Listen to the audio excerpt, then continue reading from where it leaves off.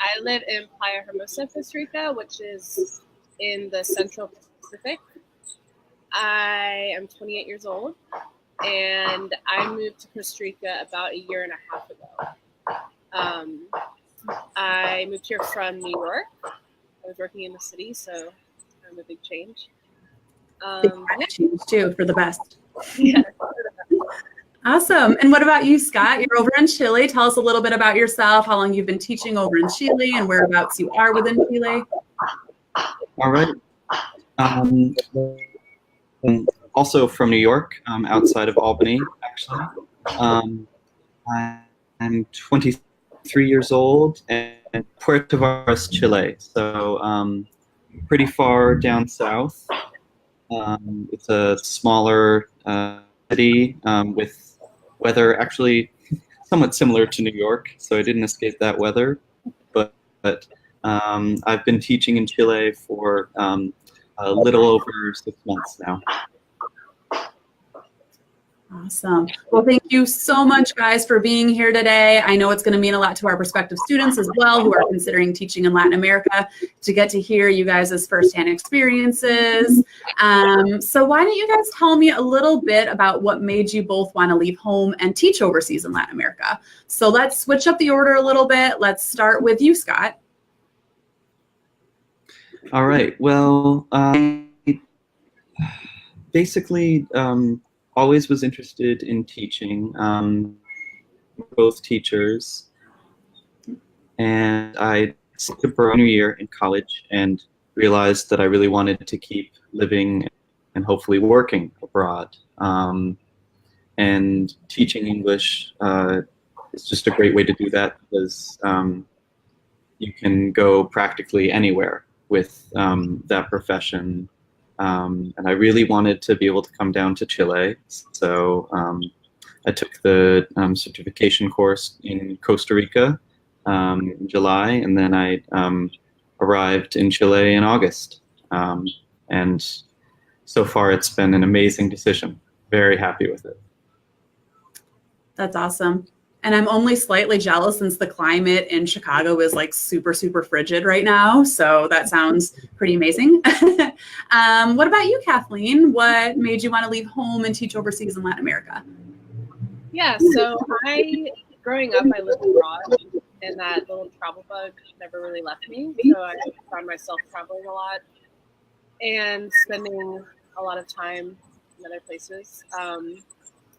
I then kind of try to find a route to make money and be able to live somewhere permanently. And Costa Rica, I had been visiting for a few years prior and knew that this is where I wanted to come. I also just wanted a change of lifestyle, something a little more laid back and different, and just I wanted to experience, something other than the 9-to-5 office grind that I was kind of doing. So, yeah. And I know Scott mentioned he had taken the course in Costa Rica. What TEFL certification course did you take, Kathleen? So I actually did it online when I was still in the States. So I was still trying to figure out exactly where I wanted to go. I knew I wanted to go somewhere. So it worked out well for me being able to have that time in the States to save money and I'll be productive and reaching this goal to move abroad. Awesome. Very cool. Well, let's talk about the fun topic of jobs, because we all know that you're both there teaching English abroad. So I'd love to hear, how many jobs do you guys work? How common is it to work multiple jobs? And how did you even obtain these jobs?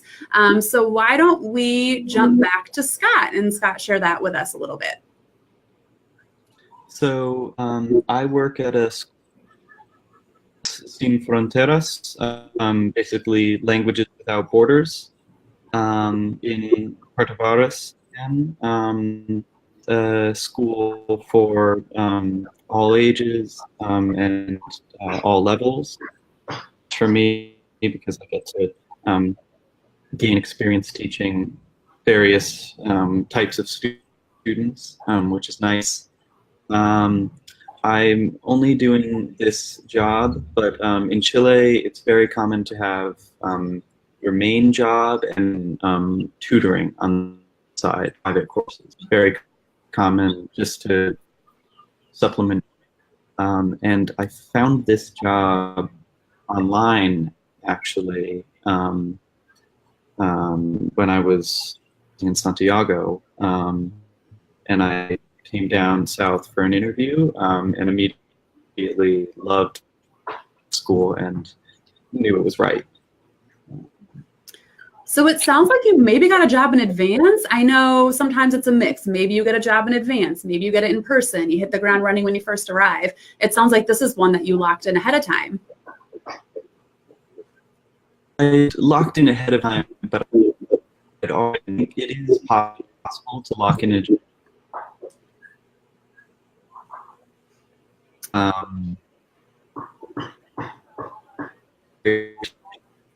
Yeah. And I maybe others email is Jump in there a little bit because I know the internet can get a little funny in Chile. So when you're teaching over in Latin America, one thing that's really awesome about the teaching market over there is that Chile, it is possible to lock in a job in advance. Sometimes you'll lock in a job on the ground as well. There's definitely benefits to both routes. If you lock in a job in advance, you get to go to the location knowing exactly what you've locked in. But then there's a benefit in going on the ground to teach as well and to interview and have that process in the neighborhoods where the schools are located. You can really get to walk through the hallways and see what resources are available to you, see the neighborhood where the school's located. So definitely benefits for each. And you know, Kathleen, I'd love to hear a little bit about your experience too. Like, how many jobs do you work? How did you obtain the job? Are you working more than one job? Yeah, so I work at a primary school, a private school, and I teach 4th through 6th grade. It's a rather small school, so I have in total only 15 students throughout that span. But yeah, so I found my job when I got here. I knew the town or the area where I wanted to live and decided I'm just going to move and hopefully find a job when I get there. But what I did when I got to Costa Rica, I basically Googled every school in the area, every language center, every academic institution in the area, and just sent my resumes out and sent them emails. And yeah, it only took about 24 hours for me to actually secure my job. And it is, so it's the only job that I'm working, although it is so common. A lot of my friends who are teachers also work online, in particular with like VIP Kid or a program like that, because the hours tend to work out well. Like teaching in China online, maybe a little extra, and then teaching in a classroom for part of the day as well. I do at my school private lessons after school hours with adults in the area. So that can maybe count as like a little side gig as well. But yeah, that's awesome. And it is kind of crazy to think, right, that you can get a job locked in so quickly. I think that to a lot of people, it can seem scary to like go on the ground and try to lock in a job when you get there. But the fact is that it's a pretty fast process. I always tell our students over here too that you have a job search advisor that you're going to get to work with on that game plan. You're not just going to be like showing up to the country trying to see how it all goes. So that really, really helps out. And you know, I'd love to kind of transition into the talk about visas and how that all works. So tell me a little bit, let's start with you, Kathleen, about what type of visa you're on. So I'm on a tourist visa currently. That's the most common way that people work here, just because it's a very, very lengthy, difficult, expensive process to obtain a work visa. But all of the schools that I interviewed at will tell you that's what they go on. So how it works is every 3 months or every 90 days, rather, you have to leave the country, basically, and then re-enter to get your stamp. So luckily, Costa Rica is tiny. It's a tiny country, so it's really easy to get to Panama or Nicaragua. So what I'll do if I'm not like in the situation where I can take a week off or take a trip, I'll just drive to Panama for the day. So it takes about 2.5 hours to get there, and I'm in like the smack dab middle of the country. Yeah, and then you just I think they're kind of familiar with a lot of people doing that just because there's such a huge expat community in Costa Rica. And those people have, you have to do that whether you're working or not. If you're in the country, you have to leave every 90 days. Mm-hmm. So you go, you stamp out of Costa Rica, you walk over to Panama, check in there, and then you just tell them you're there to go shopping for a little while. At the border town of Costa Rica and Panama, there are a lot of huge malls that are really cheap, and you can get a lot of goods that you can't find in Costa Rica, like goods that you would find in the States. So yeah, you just go shopping for like 2 to 3 hours, and then you come back. Border hopping to shop. That sounds like my style. And what about you, Scott? What type of visa are you on? So I have had a similar experience here. I initially came in also on a tourist visa, which, like in Costa Rica, they last for quite a while, days. And I'm transitioning to what's called a temporary work visa. So the system is also a bit complex in Chile. There are multiple types of student or work visas that you can, the one that people, especially English teachers, will typically go for is a temporary work. It's 1 year. And many institutions, as well as I think this for an interview. So that's kind of something important to know. A lot of people say no outright if you do not have this, or if you're not in the process of getting it. So luckily my school here sponsors it. So they're sponsoring my transition. But I do know many people who come in and stay on a tourist visa because, like in Costa Rica, it's pretty easy to border hop.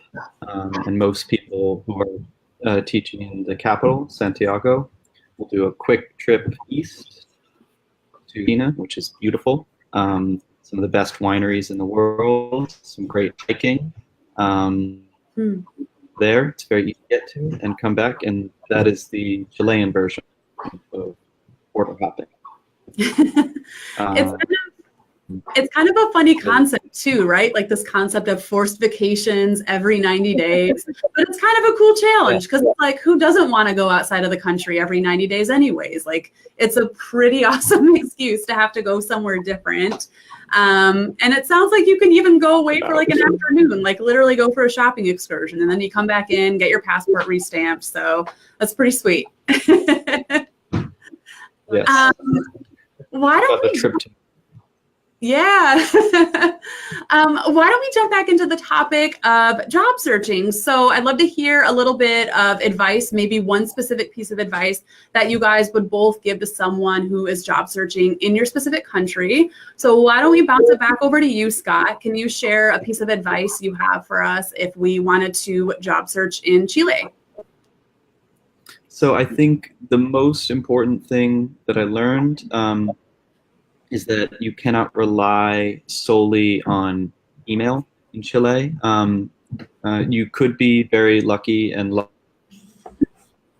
maybe you'd prefer to come to the country first, kind of get situated, figure things out, and then search. So during the job search,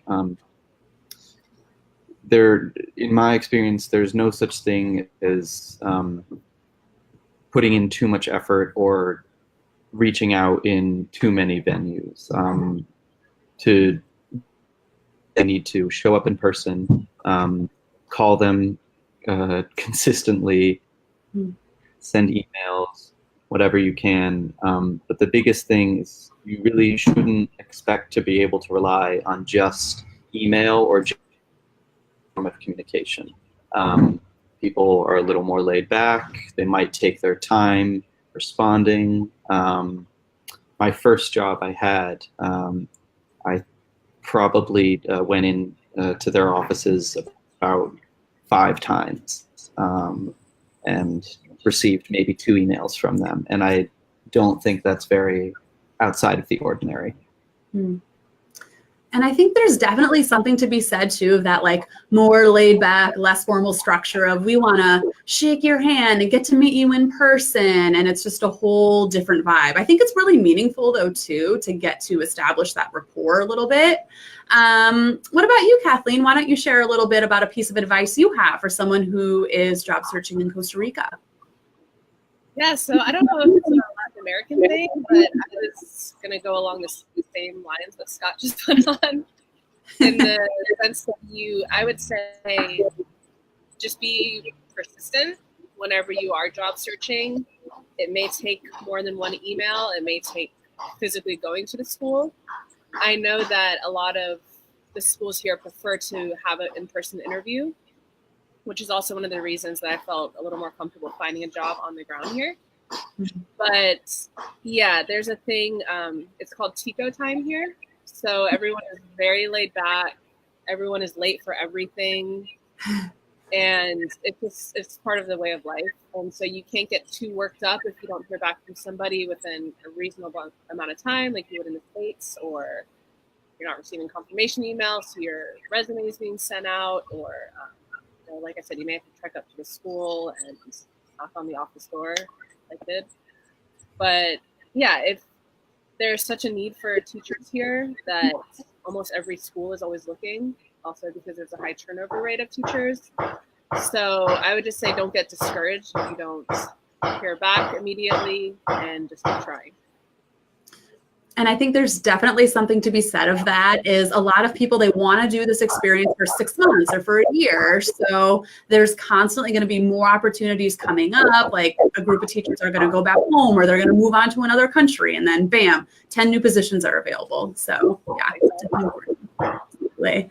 Well, why don't we move the conversation to the very famous topic of health insurance? I know as an admissions advisor, it's a very common question that I get from our students as they ask, how is insurance going to work when I'm abroad? So we'd love to get a little bit of input from each of you about the healthcare systems in your own countries. So why don't we bounce it back over to you, Kathleen? Can you share a little bit about how healthcare works in Costa Rica? Yeah. So I have kind of a unique situation to where I've taken full advantage of the healthcare here. I'm currently 6 months pregnant. Yes. So yeah, so I've gotten like the whole realm of everything. But before I was pregnant, I did have health insurance through my school, through the job.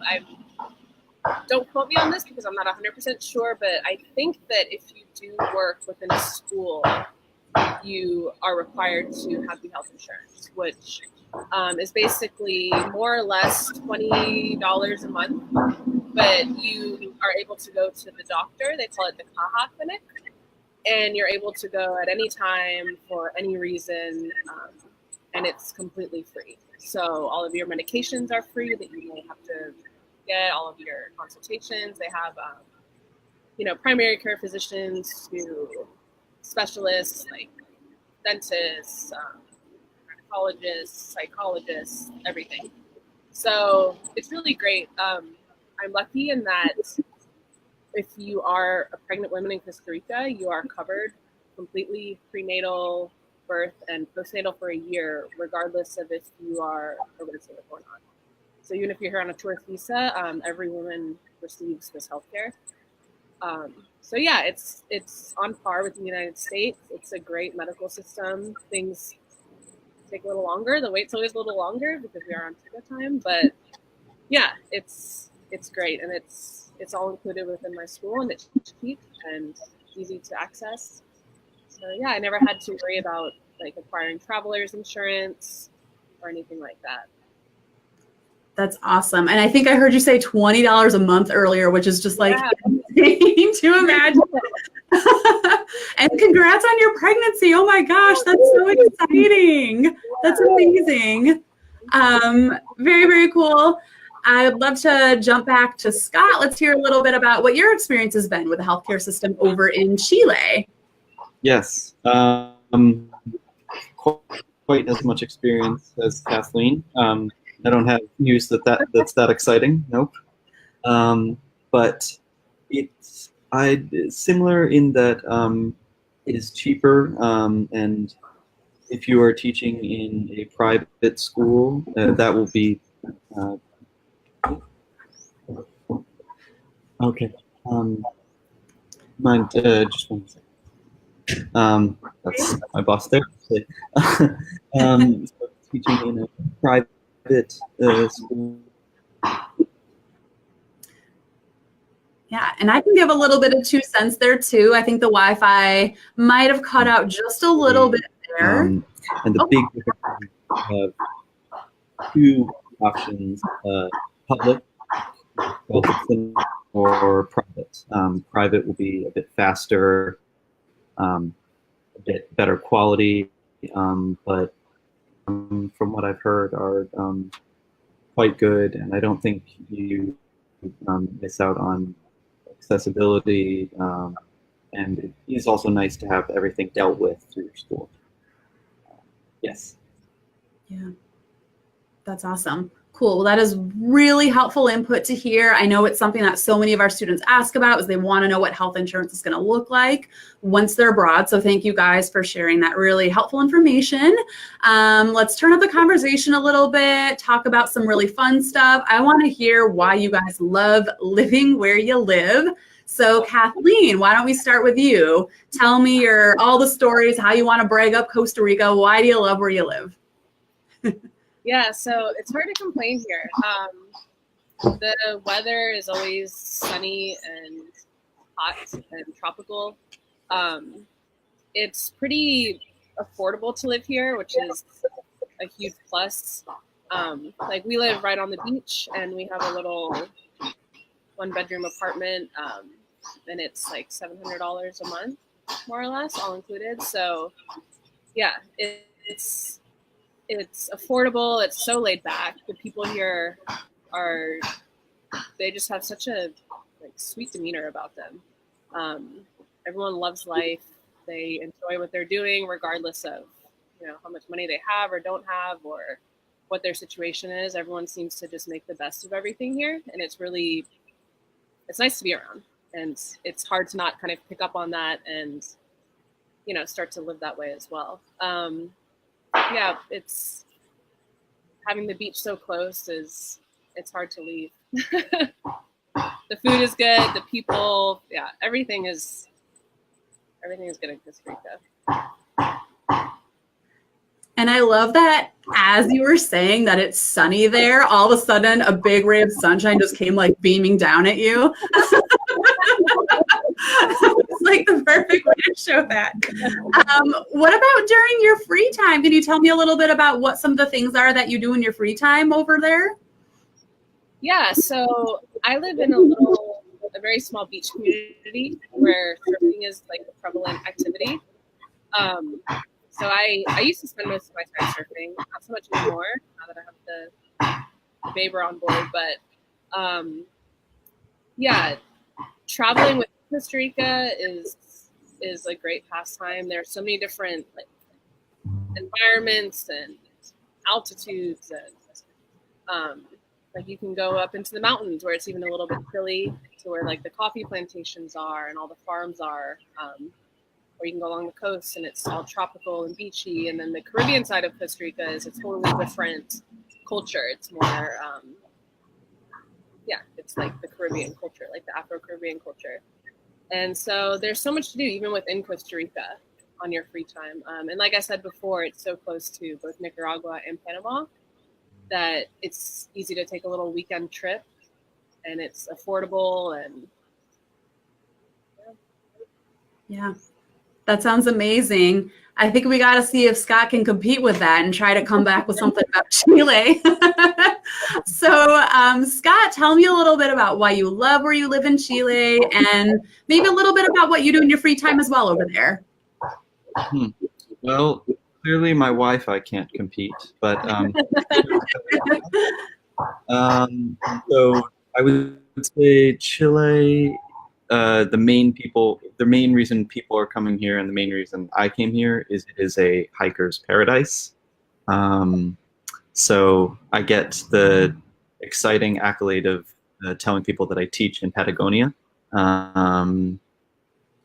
just for the clothing brand, of course.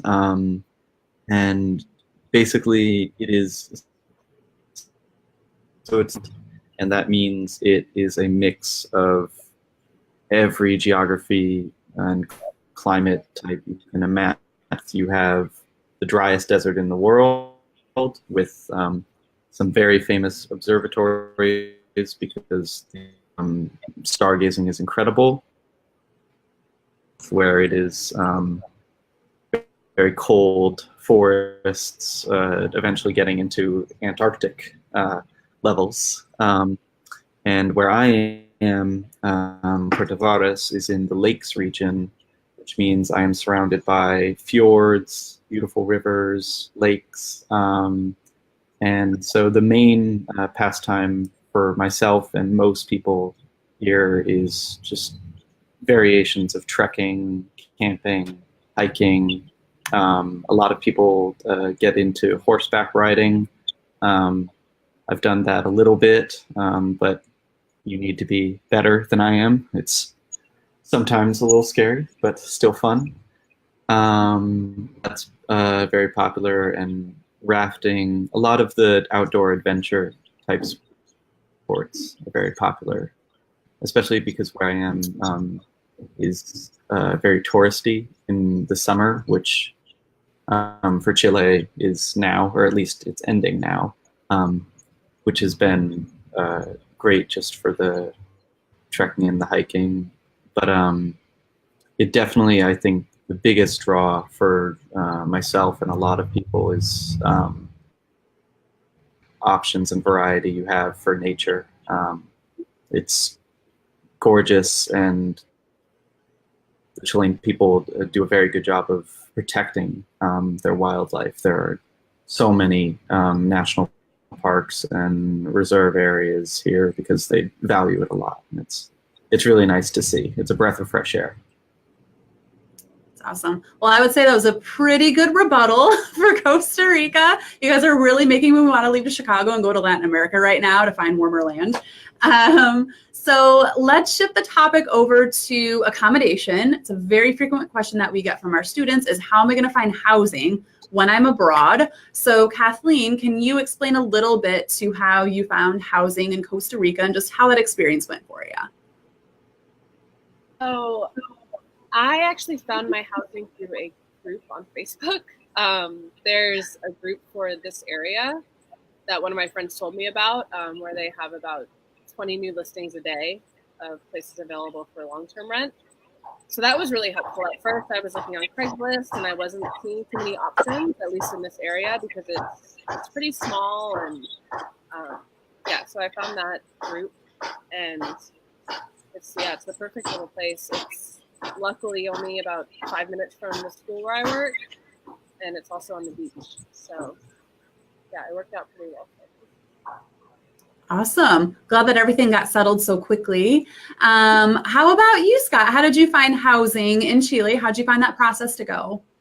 So I had a bit of an odd version myself. When I arrived here, I actually had my housing taken care of for me by the school I work at, which is, I think, pretty uncommon.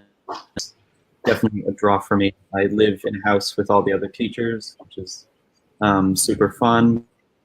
But when I first arrived in Chile, I had a similar experience in that I joined expat Facebook groups, and I was a part of the ITA Chile alumni Facebook group, and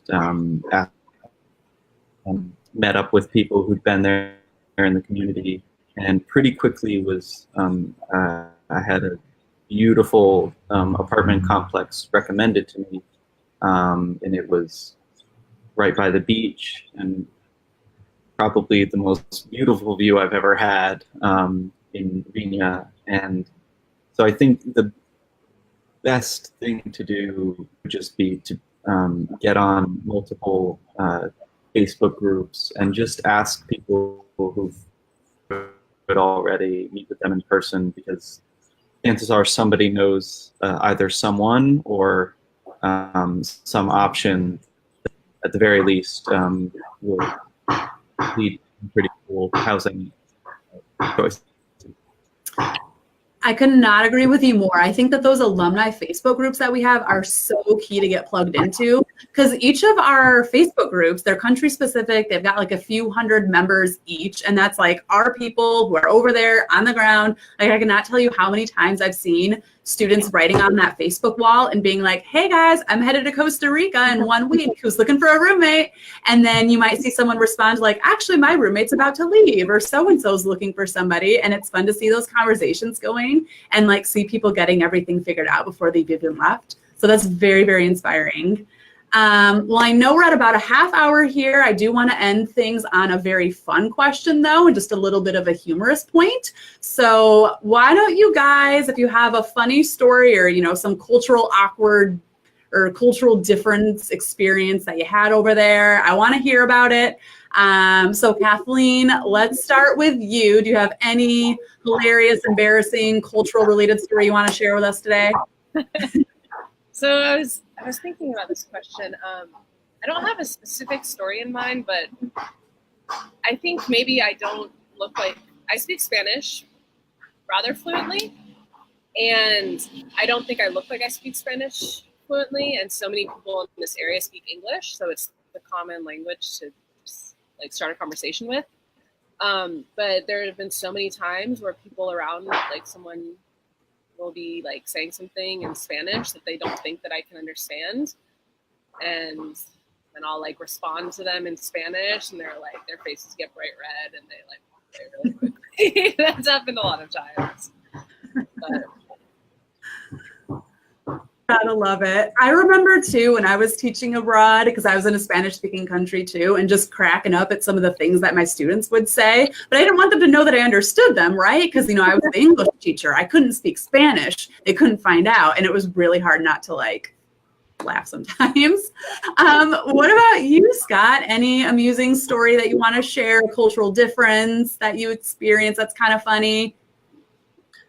So one big difference that comes to mind between the States and here, and I know this is true in Costa Rica too, and I'd read about it beforehand, but I assumed it was a bit exaggerated. People were just making fun of this, but it is true. Punctuality, showing up to things at the time that you said you would, is not quite the same here. And I found that out on several occasions, and it doesn't matter if a business meeting, a school English class, for example, or a party. Be told, okay, at, let's say 8 p.m. and 9 p.m. roll around, and you just receive a text, hey, we're on our way. And that is completely normal. And for a while, I thought I just was getting stood up by a lot of people, but no, that's how it works. People are just, they'll make it when they can make it. And it's been an adjustment, just because certain things you just, people read on time, but no, it's definitely true here, and maybe not quite as exaggerated as Tico time in Costa Rica, but no, it exists here. I could not agree with you more. I think there's something to be said where, like, in the States, we feel embarrassed if we show up too late, whereas over there, it's like Right. you showed up early, like it's almost seen in a weird way. And the same concept if you leave too early, right? If you don't stay there for long enough, it's like, oh, why are you going home so early? And I'm like, well, it's midnight, you know, why wouldn't I? But yeah, definitely. Well, this has been so super helpful. Thank you guys so much for joining us today. I know it's really meaningful for our own prospective students too, to get to be able to hear you guys' stories and experiences and all that good stuff. So thank you so much. I do want to let our students know, if you're based out of the Chicago area, that we are going to be hosting a film festival on April 4th. This will be a super awesome opportunity to watch some short films about our alumni who are currently living and teaching abroad, get to see a little bit about their lives. So April 4th, check it out. Information on our website as well as down below on the screen. We'd love to have you there. And thanks for joining, guys. It was great to meet both of you, and thanks for everyone who joined in. See you later. Thank you. Bye. Thank you.